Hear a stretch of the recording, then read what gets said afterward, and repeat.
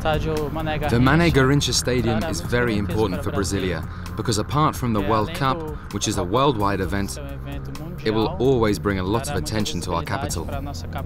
I see it as an attraction, just like the ministries, the Congress, and even the cathedral behind me.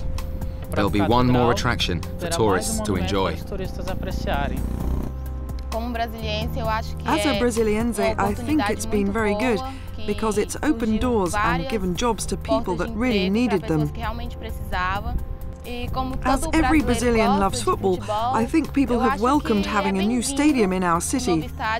And it's looking beautiful, very beautiful indeed. The Mané Garrincha is the only stadium in the whole of Brazil to be totally green, totally ecological. It's a very large stadium, monumental even, and it was designed by the architect Eduardo Castro Melo, who helped his father design the old stadium, and now his son is helping him design this new stadium.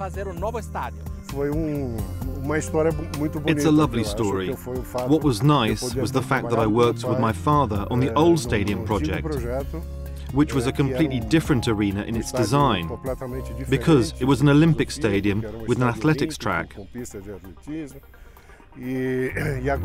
Now, destiny, shall we say, has dictated that I should work with my son, Vicente, and I've been able to bring some of my previous knowledge to bear, whilst having the opportunity to design something new together.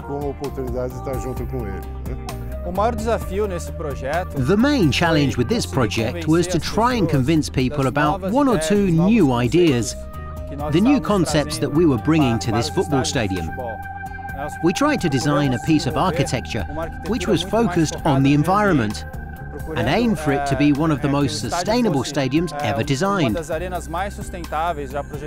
An arena that would serve as an example for stadiums that will be built in the future. This was a great challenge and still is a challenge because as chief architects we can't just design for the present, we're always thinking about the next 50 years. And this will always be questioned by the majority of people,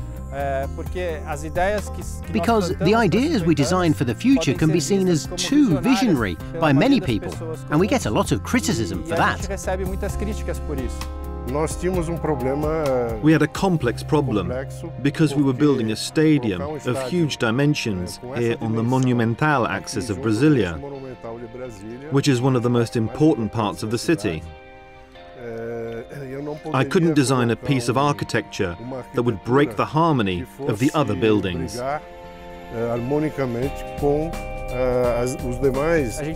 We hope, in fact we're sure, that in the future, in 30 years' time, people will say, wow, it's great that they thought of doing that.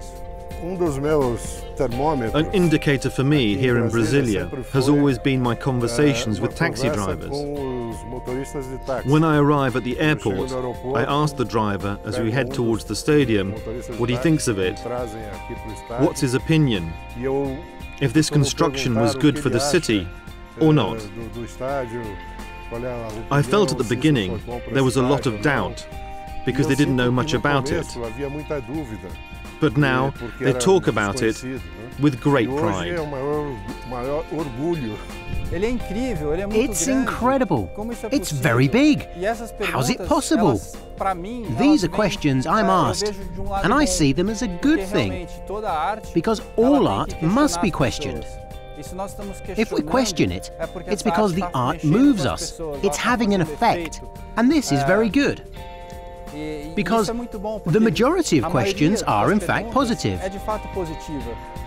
The world will get its first glimpse of the 70,000 capacity Estadio Nacional on June 15th when Brazil hosts Japan in the opening fixture of the FIFA Confederations Cup. It's quite an honour for the city, but then it is quite a stadium.